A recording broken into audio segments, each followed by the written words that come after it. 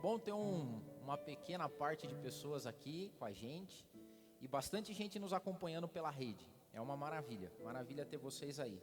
Então, o nosso abraço virtual, nosso carinho, nossa oração.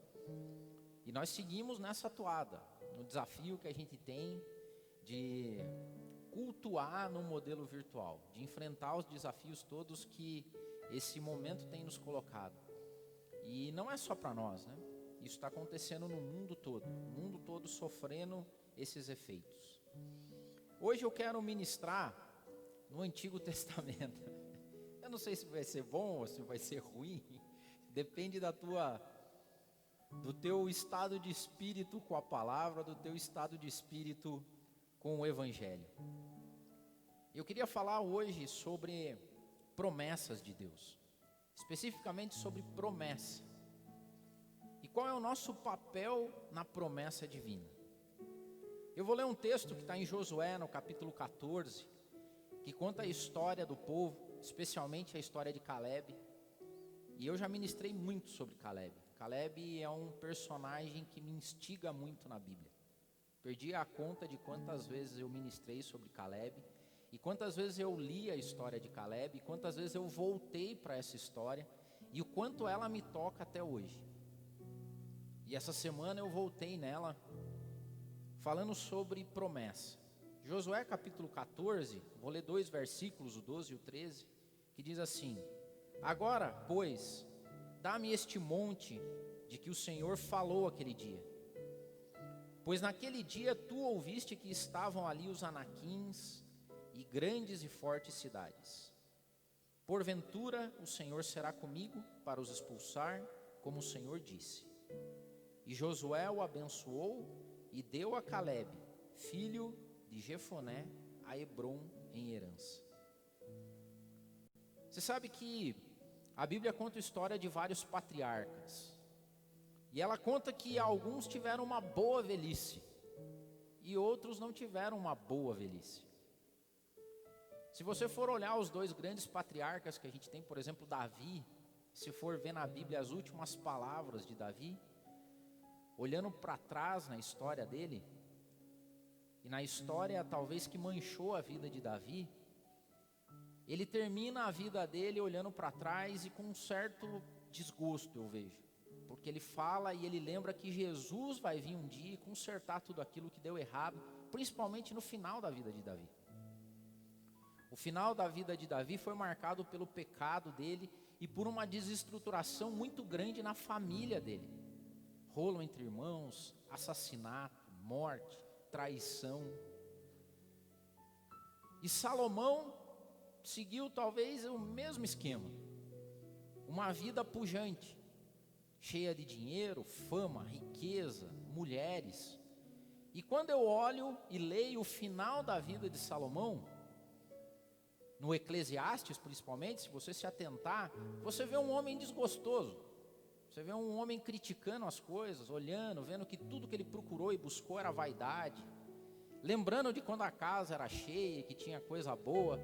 E foram 2 homens que viveram o ápice da sua vida no reinado. Ser rei deve ser uma coisa extremamente difícil, desafiadora, mas muito bom também. Porque ser alto no escalão, ter grana, dinheiro, imagine que coisa boa, você pede, o cara já traz para você, você está com vontade, o cara faz. Eu imagino um dia assim, que beleza. Jô, hoje, acordei com vontade de comer tâmaras, e daí vem as tâmaras. De repente vou pegar meu carro para dar uma voltinha, vou pegar o avião e ir para tal lugar, porque esses caras, na época deles, Salomão, Davi, reinado, cara, o negócio era, na época deles, era top, padrão bilionário. As festas que Salomão dava, eram coisas absurdas, duravam dias. O mundo inteiro conhecia. E eles chegam no final da vida com um certo... E sabe por que Caleb me questiona? Porque Caleb foi totalmente o contrário. Caleb era um cara improvável.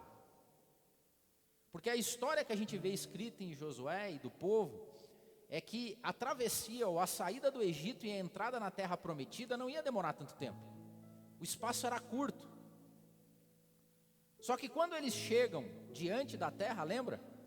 Moisés envia espias para ver a terra. E lá se vão 12 espias, um de cada tribo. E eles voltam com informações diferentes. E a partir daquele dia, a palavra de Deus diz que tanto Josué quanto Caleb tinham olhado a terra e falou assim: não, é difícil lá, a coisa é pesada, tem gigante, tem fortificação, as cidades são altas, é difícil transpor. Mas se Deus prometeu, vamos entrar e vamos fazer. E a maior parte dos espias, os 10 espias, falaram: não, nós não vamos conseguir isso. E a partir dali começa uma vida totalmente diferente, principalmente para Josué e Caleb. Porque a vida deles não foi gasta, não foi vivida no conforto da terra prometida, de uma terra que manava leite e mel, que tinha de tudo. Não, eles camelaram no deserto. 45 anos essa história toda.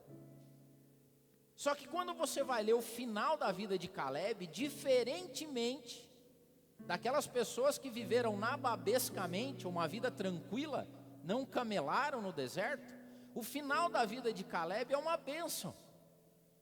Porque você vê ele dizendo assim: olha, hoje eu tenho velho já, 85 anos. 40 e poucos anos se passaram desde que a promessa me foi feita. E eu continuo tão forte quanto eu era naquela época. Tão firme quanto eu era naquela época. Eu vou entrar, vou sair. O final da vida de Caleb é maravilhoso. A herança que ele deixa para a filha, para o genro, para a família dele. E quando você lê o final da vida de Caleb, ele teria todos os motivos do mundo para terminar uma vida desgostosa, chateado, triste, e não. E aqui a gente entra na verdadeira promessa de Deus para nós. Qual na verdade é a promessa divina para nós? Qual que é a maior promessa que nós temos de Deus? Vida eterna. De terminar a nossa carreira e a nossa vida no melhor lugar possível que qualquer homem e mulher podem terminar uma vida, que é nos braços de Deus. E é por isso que eu falei que eu não sei se vai ser bom ou ruim eu falar aqui do Antigo Testamento, mas é clara a simbologia e o princípio bíblico. Terra prometida, Canaã, é o céu. E teve um monte de gente que ao longo do tempo pegou essa promessa e transformou ela em coisas aqui. Que a tua promessa, a tua terra prometida é o sucesso terreno. Que me perdoem quem pense assim, isso não é verdade. E eu falo, às vezes as pessoas acham que tenho birra, mas é que quando eu vejo pregações de pessoas que vão para o Antigo Testamento e traduzem o Antigo Testamento com fundamentalismo para os dias de hoje, o mundo não se prova assim. Porque a promessa que Deus deu àquele povo era de uma terra nova, totalmente nova. E hoje a gente pega a terra prometida e traduz a terra prometida no teu emprego novo, na tua casa nova, na bênção e que tudo vai ser e acontecer.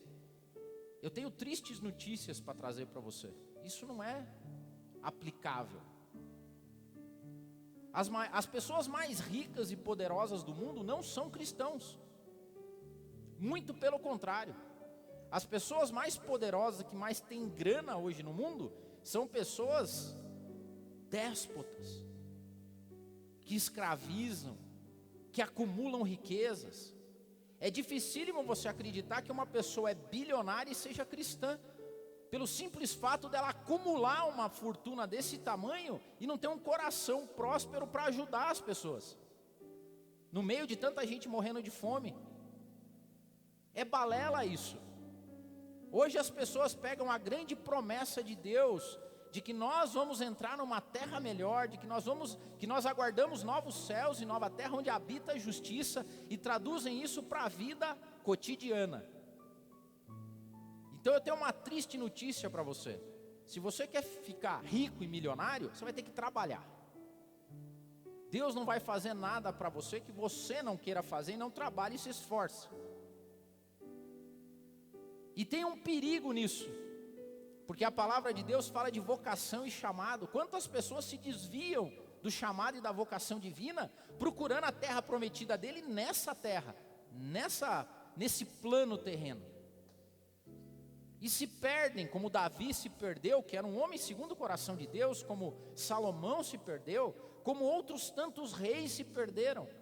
E aqui a gente vê a história de um cara improvável. Só para você ter ideia, Caleb não era judeu. É uma coisa que me desafia. Porque Caleb era o espia da tribo de Judá. A tribo de Judá era a tribo de elite do povo hebreu. Tinha Judá e tinha o resto. Porque Judá era a linhagem divina. E a palavra de Deus diz que ele era um edomita, filho de um quenezeu, que era um povo que sempre guerreou contra Israel. Quando você vai ler em Crônicas, em algum momento da história, o povo de Israel deve ter lutado com os edomitas, com os quenezeus, e devem ter levado cativo Caleb. E do nada Caleb surge como representante oficial da tribo de Judá. Assim como aconteceu com Ruth, que não era judia, com Raabe. E nos mostra que acesso às promessas divinas não são para os escolhidos, mas são para aqueles que se colocam diante de Deus e têm prazer em servi-lo. Agora imagine só a vida desse Caleb, que chegou e ouviu dos amigos dele que ele não podia ter essa terra. Eu vou dar alguns números só para vocês terem ideia. A palavra de Deus, escrita em Êxodo, diz que, olha só a galera de gente que saiu do Egito. Eles dizem que, a palavra de Deus diz que cerca de 600 mil homens, sem contar os meninos, saíram da terra.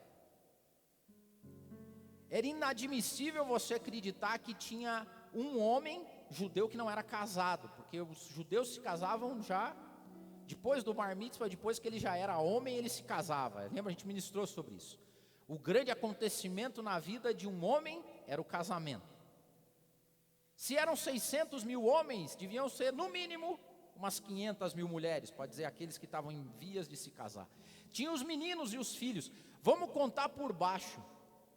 A multidão que estava a caminho da terra prometida era cerca de 1,5 milhão de pessoas. Você já pensou o que é isso? É uma Curitiba inteira caminhando pelo deserto.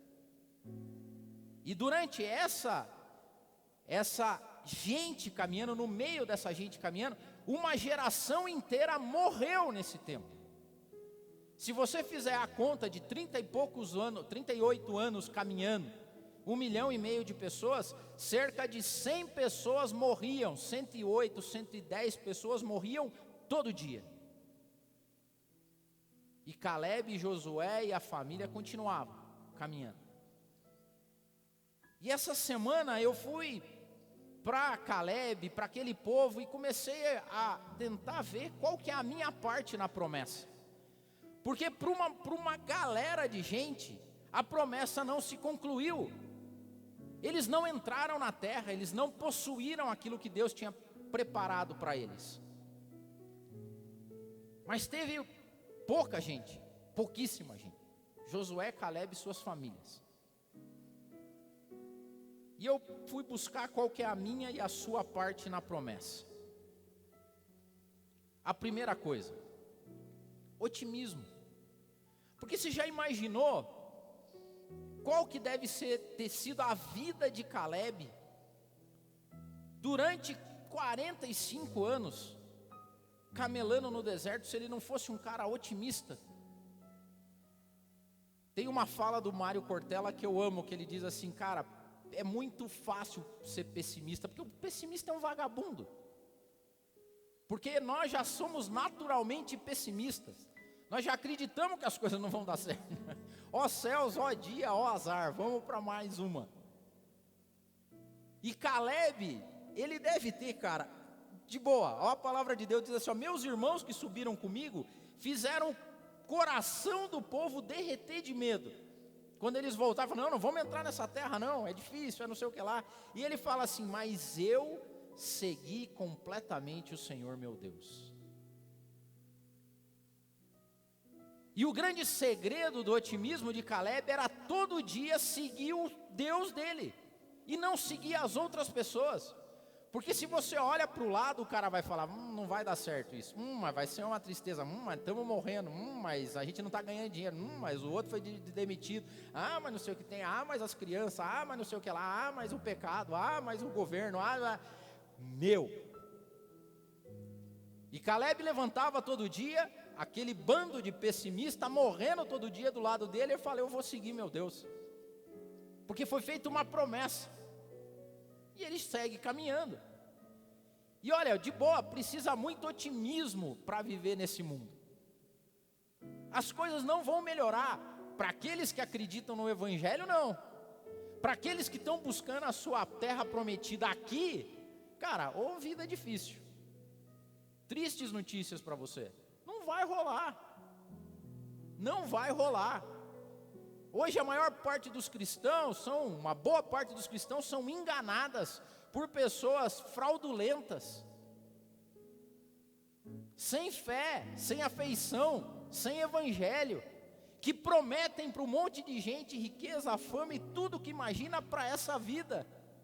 Miserável é o homem que espera em Deus só para essa vida.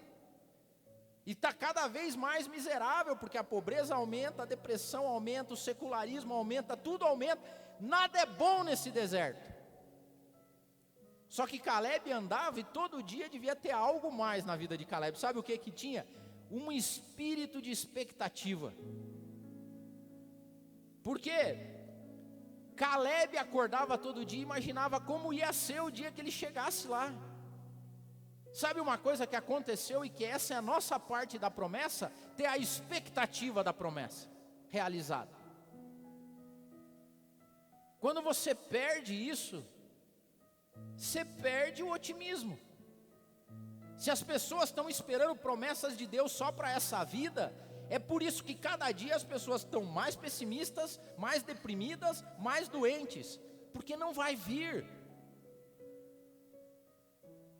Ou seja, todo dia Caleb acordava e o que ele via? Deserto, velho. Areia, sol, vamos caminhar. Só que tinha nele um espírito de expectativa. Um dia vai chegar. E eu vou caminhar, eu não posso parar, porque um dia vai chegar. Caleb tinha também um espírito de esperança. Não vejo a hora.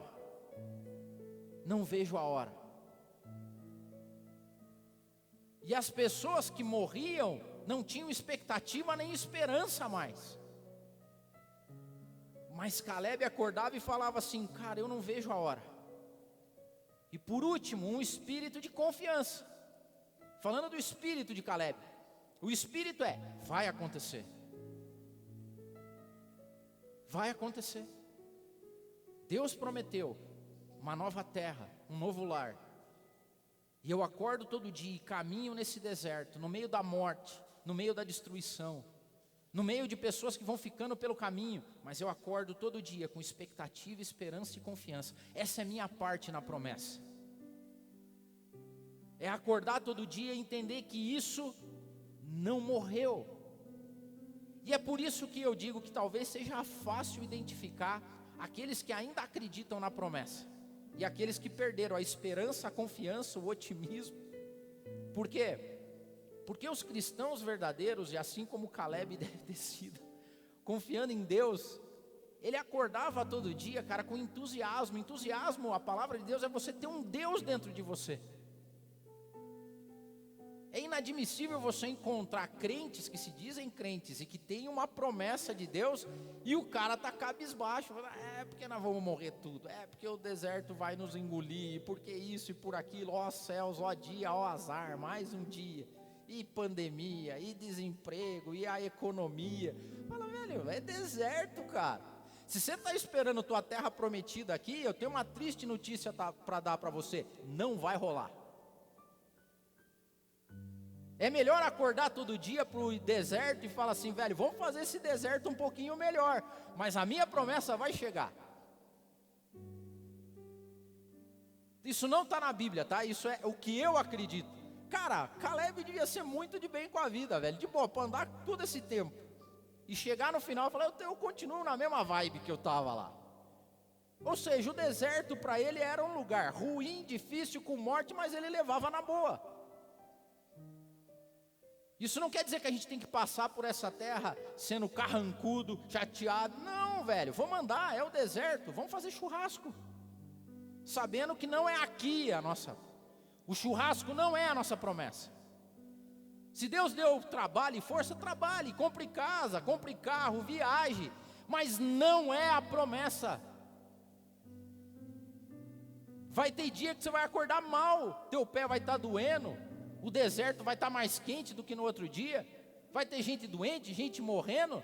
Aproveite, é o que o Tico pregou aqui uma certa vez. Se os dias estão bons, a coisa está boa, aproveite. Se os dias estão maus, não perca a fé, volte sempre. Esse era o Caleb. Cara, por isso que nós que somos cristãos, a nossa parte na promessa é nos manter entusiasmado. Ah não, mas tem uma pandemia, está matando, velho, de boa, a promessa não é aqui. Ah não, mas fulano morreu, perdi o emprego, falou, velho, tá feio o negócio, mas eu continuo com expectativa, eu continuo com confiança e continuo com esperança. E o que eu vou fazer? Caminhar.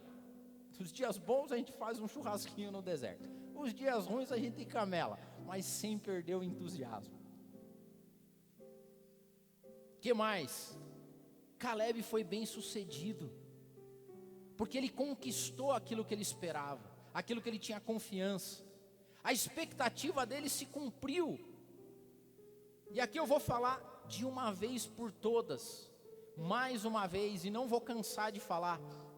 O que é o sucesso para um cristão? A vida eterna. Como é que você identifica um cristão bem sucedido? Salvação.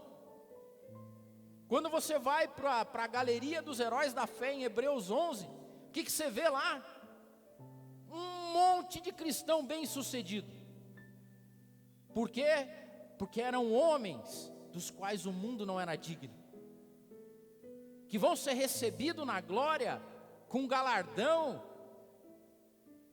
com o reconhecimento de Deus e de Cristo pelo que fizeram aqui com as suas vidas. De que adianta o homem ganhar o mundo inteiro e perder sua alma?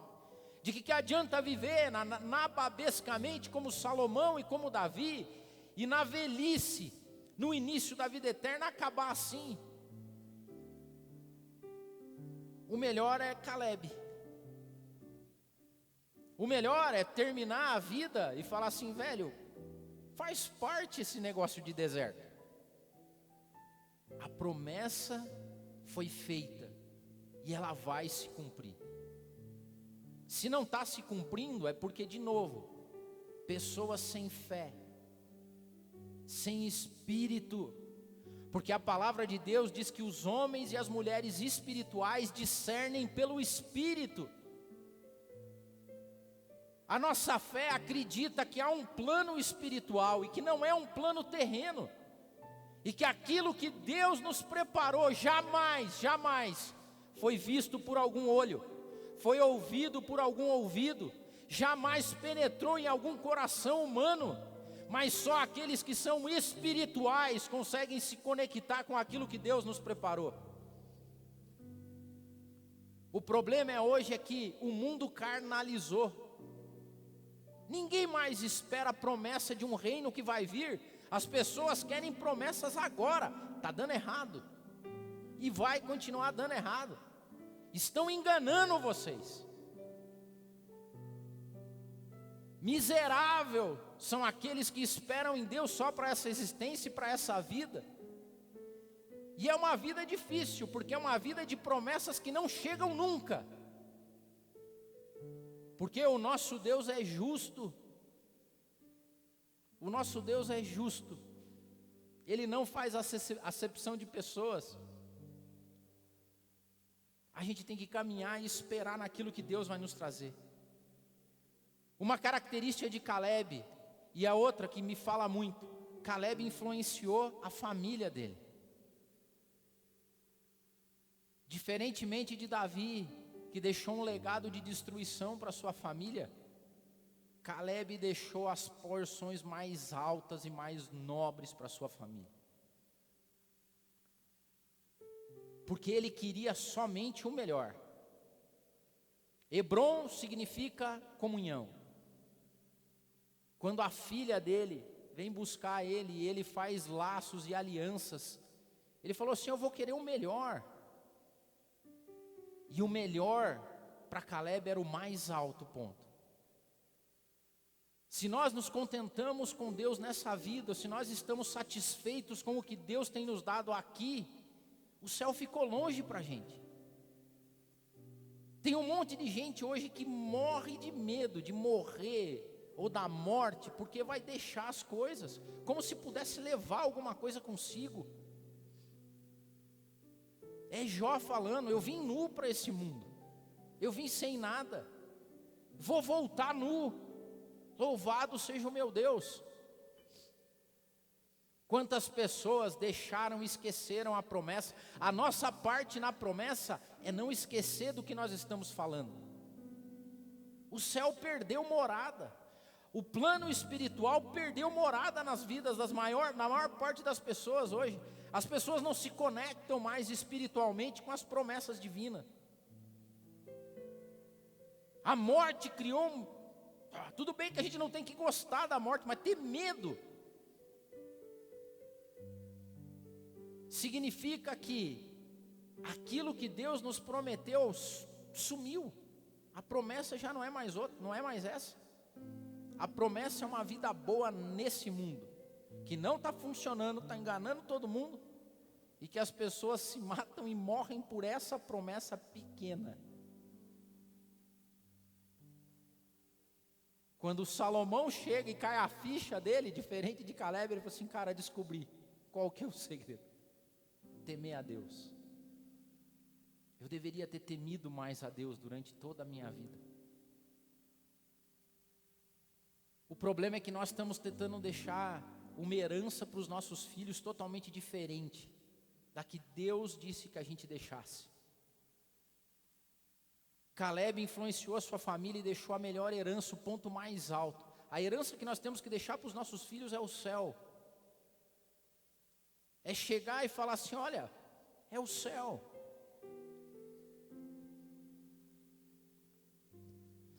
Qual é a memória que nós vamos deixar? É herança daqui da terra, ou é aquilo que Deus nos preparou? Essa semana eu estava lembrando que passou meu aniversário e todo mundo acha legal fazer. Eu faço aniversário junto com o João. E todo mundo acha legal isso, eu também acho. Só que eu nunca falei isso, mas desde que o João nasceu eu me preocupava com o depois. Porque aniversário é coisa boa, não é?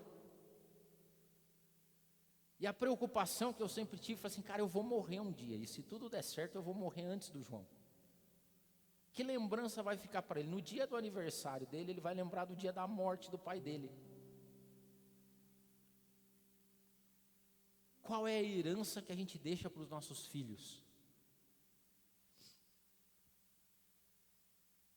E a herança que Caleb deixou para os filhos dele foi a melhor possível. A herança de um homem que caminhou com Deus durante toda a sua vida. No deserto, na dificuldade. E que quando a filha dele chega, fala assim: pai, eu quero a fonte das águas, eu quero o melhor. Eu conquistei para você, filha, através do nosso Deus, através da fé que eu tenho nesse Deus.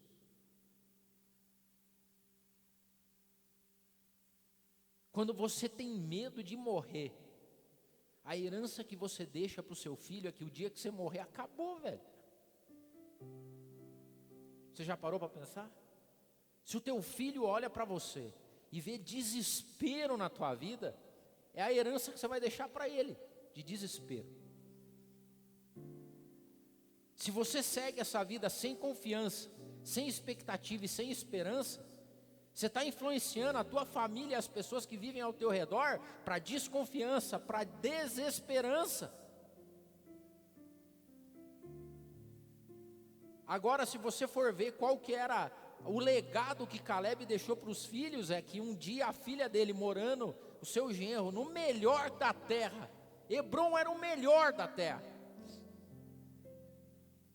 Deveria ter sido, eu imagino assim, que os filhos de Caleb devem ter lembrado dele assim, cara, que pai foi o nosso, hein? Você lembra no deserto? Eu não vi o pai acordar nem um dia sem esperança. Eu não vi o pai acordar sem expectativa. Lembra das histórias que o pai contava para a gente?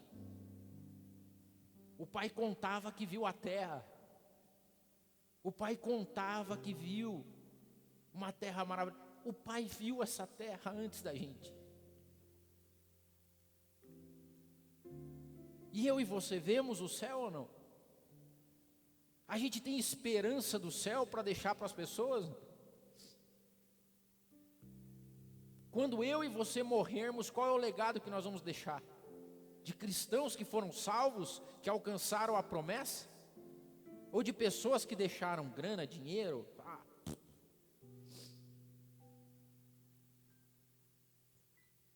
Por último, Caleb era um homem de alianças. Caleb não caminhou sozinho para a conquista da terra. Ele caminhou com pessoas que morreram ao lado dele, mas no final da vida ele fez alianças boas. Porque você não alcança a promessa sozinho. E eu louvo a Deus pelas alianças que nós construímos, pelas minhas, e você deve construir as suas. Como é bom olhar para trás e ver que você caminhou no deserto, e que no final da tua vida as pessoas que você ama estavam lá. Diferente de Salomão e de Davi, olha só, que gastaram a sua vida nababescamente, e quando chegaram ao final da vida, não tinham as pessoas que amavam do seu lado. Tem boa velhice e má velhice. A boa velhice, o bom patriarca é aquele que chega no final da sua vida e olha os que ele amam ao redor dele. Como é bom caminhar com amigos. Como é bom ter pessoas próximas. Como é bom a casa cheia, que era uma coisa que Salomão reclamava. A casa tinha ficado sem barulho. Como é bom chegar no final e ter para quem deixar uma herança de esperança. Como é bom chegar no final da vida, olhar para trás, hein, Marcão, e falar, foi bom. Foi um perrengue lascado. Foi um deserto absurdo. Mas a gente chegou aqui. E o que nos espera é melhor de tudo que a gente viveu até aqui. O que me espera e o que te espera é melhor do que um mundo arrasado. O que nos espera é melhor do que pestes. O que nos espera e nos aguarda é melhor do que qualquer economia pujante ou destruída.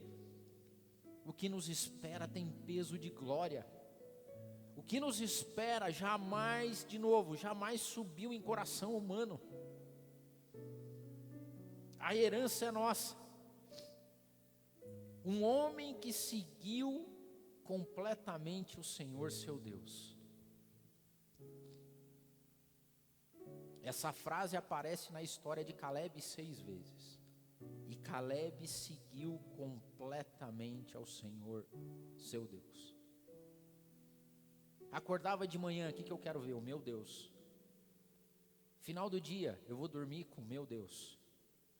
Acordo, está frio, e eu vou com frio com o meu Deus. Chegou no final do dia, está calor, vou dormir com calor com o meu Deus.